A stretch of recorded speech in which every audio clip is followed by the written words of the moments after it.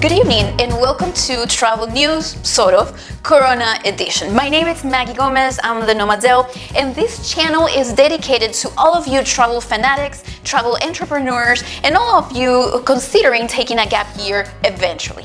Today is Friday, May the 22nd of 2020, and we'll take a look at airline stocks in the marketplace this week. Also, what type of travel activity has been going on this week, and are there good news in the vaccine front? Stay tuned to find out. If this is your first time in this channel, welcome.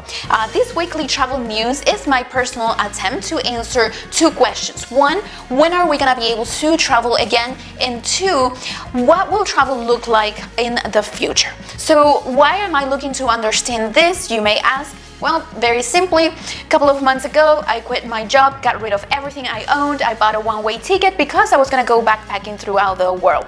That did not take place because of coronavirus, and so I'm sitting here in an empty house trying to make sense of things. So if this is your cup of tea, I would certainly appreciate it very much if you like this video, subscribe, and comment or ask a question so you can be entered in the monthly raffle to win a copy of my book, A Year Off. But more details about that at the end of this video. So last week we talked about Travel European Mogul TUI, which cut 8,000 jobs. And the week prior to that, we had talked about United Airlines advising employees to separate from the airlines. So this week, however, it feels like we finally may have found the bottom of the pool. So definitely it's too soon to feel like we're going up again, but I think that if we stay idle or flat for a little bit, that's definitely going to be better news that we've had in a couple of months. In fact, check this article right here by Bill Peters from Investors Business Daily, which was published on Tuesday, May the 19th of 2020. And by the way, a link to this article or any source that I refer to are going to be posted in the description down below for you to access. So in his article, Peters agrees that even though this airline's forecast is way below to what it was last year for obvious reasons, airlines' expectations for this month or the next month is definitely a turn north, according to him, which is a lot to say. So now, intercontinental non-essential travel is still off the table, but like we talked about 3 weeks ago, US domestic flights are starting to be put back into the schedule because places like national state parks are starting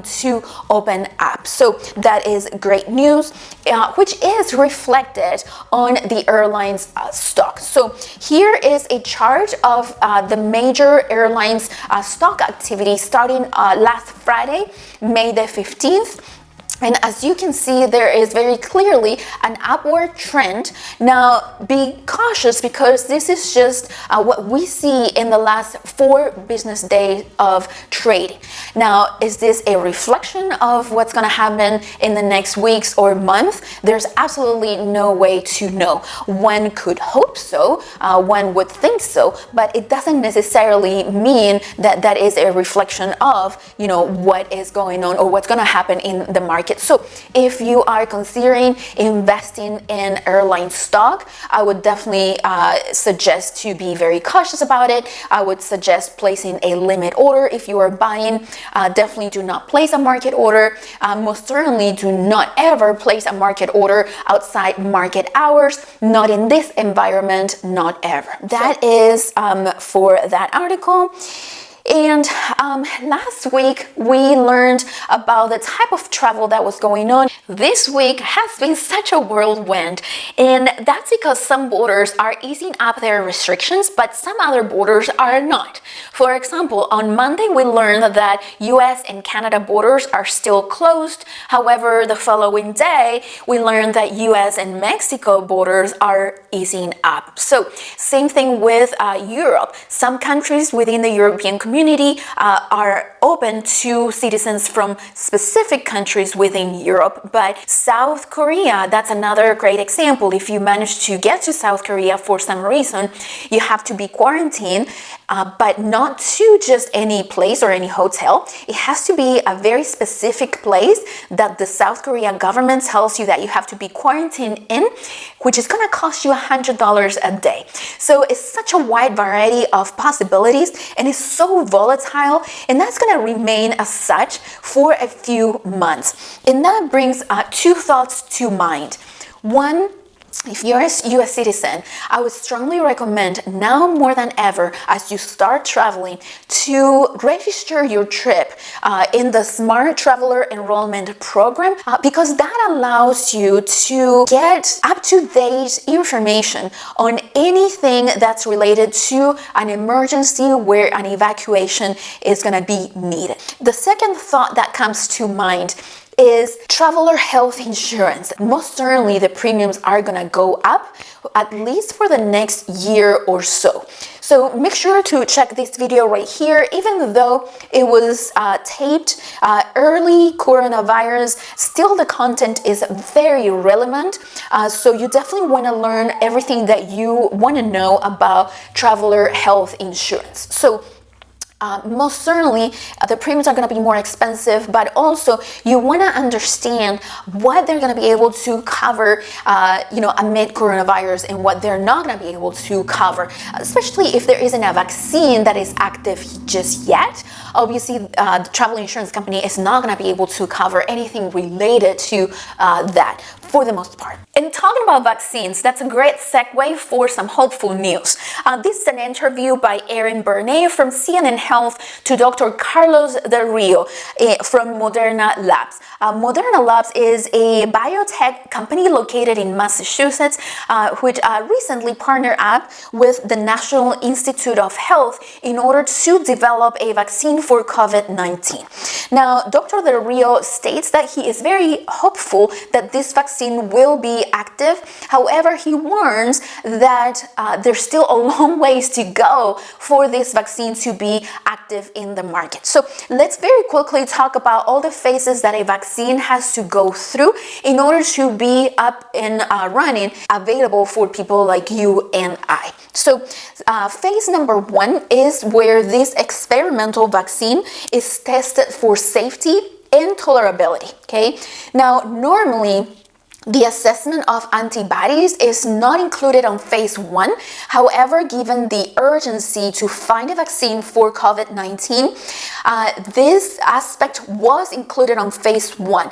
And successfully, they were able to report that those individuals who volunteer for phase 1, which was safety, tolerability, and the presence of antibodies, they were able to report that those check marks were successfully passed. So that's wonderful news. So now they started with phase 2, which is determining the dose, right? So the question is, what is the minimum amount needed for this experimental vaccination in order to achieve the desired goal? Once that is determined, then the experimental vaccine goes to phase number 3. And what is phase number 3?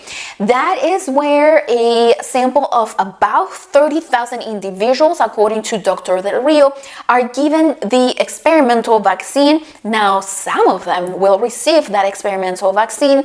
Some others will receive a placebo. I'm sure it has to be done on animals first, I would assume. If everything goes to according to schedule, according to plan, and there are no hiccups, phase 3 is scheduled to be completed at the end of this year, 2020. Okay. Now, if that is successfully completed, then we're going to move on to phase number 4, which is the production of the vaccine. So imagine a mass production of the vaccine for COVID-19, which has to be accessible for the entire world. So if everything goes up according to plan and everything goes well, we're looking at June of 2021 before that vaccine is accessible to the public, to people like you and me. So that is not as quick as we all wanted it to be. However, is very hopeful because if you recall, a couple of weeks ago, I discussed an article about a journalist, scientist, who brought up the possibility, rightfully so, because it has happened, of course, brought up the possibility that, you know, what if we do not find a vaccine? So the work of Moderna Labs, along with the partnership of the National Institute of Health for this experimental vaccine against COVID-19, it makes me feel very hopeful, and I hope that it does the same to you. So, all right, well, okay.